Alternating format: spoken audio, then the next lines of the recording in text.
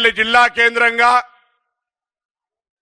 తెలంగాణ రాష్ట్రంలో ఉన్నటువంటి సంవత్సర కాలంగా రేవంత్ రెడ్డి గారి నాయకత్వంలో ఉన్న ఈ ప్రభుత్వం యువ వికాసం కింద తీసుకున్న అనేక కార్యక్రమాల్లో భాగంగా గ్రూప్ 4 కు సంబంధించినటువంటి 8,000 మంది చిల్లర ఉద్యోగస్తులకు నియామక పత్రాలు ఇవ్వడంతో పాటుగా గత సంవత్సర కాలంగా రాష్ట్ర వ్యాప్తంగా తీసుకున్నటువంటి 55,000 ఉద్యోగాల నియామకాలకు సంబంధించి లేదా తెలంగాణ ప్రభుత్వం తరఫున గత సంవత్సర కాలంగా ఉపాధి అవకాశాలను మెరుగుపరిచే కార్యక్రమాలను చెప్పడానికి తెలంగాణ ప్రజా పాలన వారోత్సవాల్లో భాగంగా పెద్దపల్లికి వచ్చేసినటువంటి గౌరవ ముఖ్యమంత్రి గారికి ఒక్కసారి గట్టిగా అందరూ చప్పట్లు కొట్టి స్వాగతం చేయాల్సిన సందర్భంగా కోరుతా ఉన్నాను.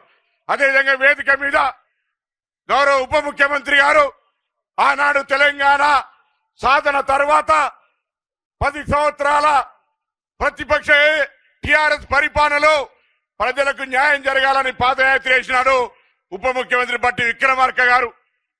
ఈ జిల్లా ఉమ్మడి జిల్లాకు సంబంధించి సీనియర్ మంత్రి గౌరవనీయులు శ్రీధర్ బాబు గారు, మన జిల్లా ఇన్ఛార్జి మంత్రి ఉత్తమ్ రెడ్డి గారు, తెలంగాణ ఉద్యమకారుడు ఆనాడు మంత్రి పదవికి రాజీనామా చేసిన కోమటిరెడ్డి వెంకటరెడ్డి గారు, గౌరవనీయులు పొంగులేటి శ్రీనివాసరెడ్డి గారు, ఇప్పుడే మాట్లాడి వెళ్లిపోయినటువంటి తుమ్మల నాగేశ్వరరావు గారు, గౌరవ రాష్ట్ర కాంగ్రెస్ అధ్యక్షులు మహేష్ కుమార్ గౌడ్ గారు, ఎమ్మెల్సీ జీవన్ రెడ్డి గారు, పార్లమెంటు సభ్యుడు సోదరుడు గడ్డెం వంశీ గారు, ప్రభుత్వ విపులు లక్ష్మణ్ కుమార్ గారు, వినోద్ గారు, శాసనసభ్యులు, మీ అభిమాన నాయకుడు స్థానిక శాసనసభ్యుడు విజయ రమణారావు గారు, వేదిక మీద ఉన్న పెద్దలు అందరికీ కూడా, డాక్టర్ వివేక్ గారికి, ప్రేమ్ సాగర్ రావు గారికి, కవంపల్లి సత్యనారాయణ గారికి, మేడిపల్లి సత్యం గారికి, అందరి జిల్లాకు సంబంధించి ప్రతి నాయకుడికి ఇక్కడికి విచ్చేసిన అందరికీ నమస్కారాలు తెలియజేస్తా ఉన్నా.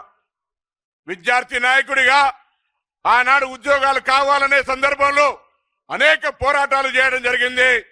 తదుపరి కరీంనగర్ లోక్సభ ప్రజల ఆశీర్వచనంతో పార్లమెంటు సభ్యుడై తెలంగాణ సాధనకు సంబంధించి పోరాటం చేశాం. తెలంగాణ ఏర్పడ్డ 10 సంవత్సరాలు ఆ నిరుద్యోగ యువతకు న్యాయం జరగకపోతే అనేక సందర్భాల్లో యువతకు న్యాయం చేయాలని, యువకులకు న్యాయం జరగాలని అనేక వేదికలపై పోరాటం చేయడం జరిగింది. ఈ రోజు మీ అందరి ఆకాంక్షల మేరకు నిన్నటికి 1 సంవత్సరం పూర్తయింది. ఫలితాలు వచ్చాయి.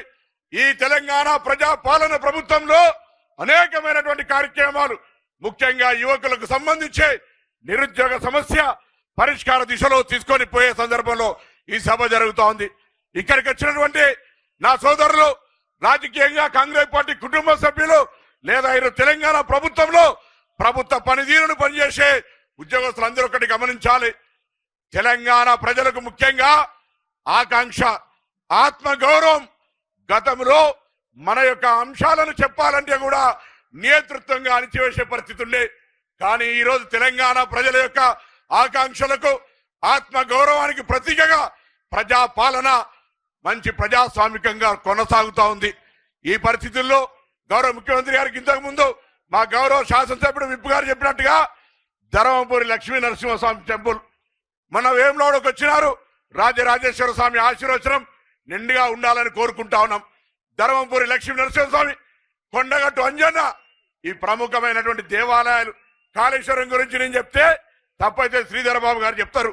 ఈ 2 దేవాలయాలకు సంబంధించి దయచేసి సమానంగా వాటికి సంబంధించి చాలా పవర్ఫుల్ కొండగట్టు అంజన్న పాదయాత్రలు మీరు వచ్చినారు.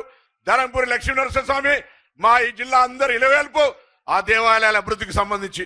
దాంతో పాటుగా సోదరుడు వంశీ గారు చెప్పినట్టుగా ఇక్కడ విమానం దిగితే బల్లార్ష దాకా అనేకమైనటువంటి ఫ్యాక్టరీలు, ఎక్కడ విమానం ఖాళీగా పోయే అవకాశం లేకుండా పూర్తి స్థాయిలో నిండే విధంగా గతంలో కేసరం సంబంధించిన ఒక ఎయిర్ ట్రిప్ ఉంది.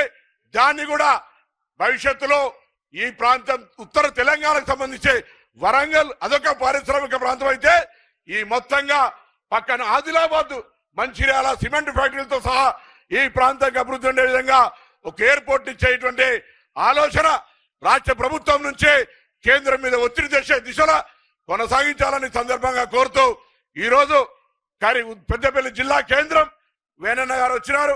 సమయం ఎక్కువ తీసుకొని వాస్తవంగా, కానీ ఉమ్మడి జిల్లాకు సంబంధించిన మీటింగ్ కాబట్టి 1 నిమిషం ఎక్కువ తీసుకున్నా.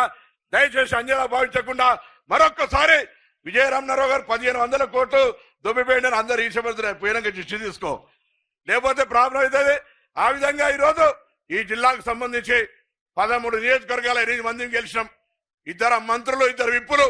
ఈ జిల్లాకు సంబంధించి గతం కంటే బరాబర్గా డెవలప్మెంట్ గౌరవ ముఖ్యమంత్రి గారు, ఉప ముఖ్యమంత్రి గారు, ఇన్ఛార్జి మంత్రి సహకారంతో కరీంనగర్ జిల్లా అన్ని రంగాల్లో అగ్రభాగాన నిలిపే బాధ్యత అందరం కలిసి మా అందరితోనే మాట మనం చేస్తూ మరొకసారి నమస్కారం చెప్తూ సెలవు తీసుకుంటా ఉన్నాను.